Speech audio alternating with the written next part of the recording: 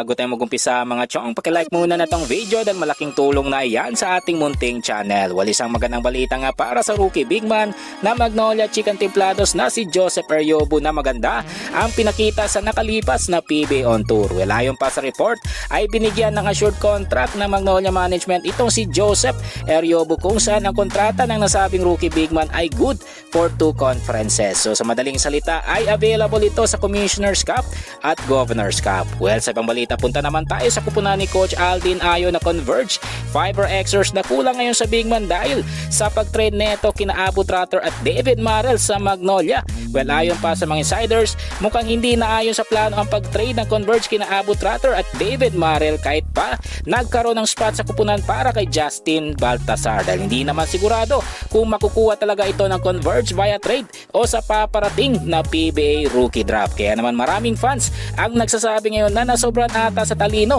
ang Converge Management. Ang uli sa ating balita mga chong patungkol naman sa bagong import na Magnolia Chicken Templados na si Tyler Bay. Ayon pa sa naging interview via phone ni Homer Sison sa nasabing Magnolia import ay sinabi neto na excited siya maglaro sa Magnolia and at the same time ay gusto niya rin ma-experience ang Filipino fans at ang bansa mismo. Kaya naman ay hindi na siya makapaghintay na maglaro sa PBA. Mga chong, hanggang dito na lang ang ating balitang PBA at syempre huwag kalimutan mag-subscribe at i-like itong video bilang pag-support. So this is Channel B once again. I'm out.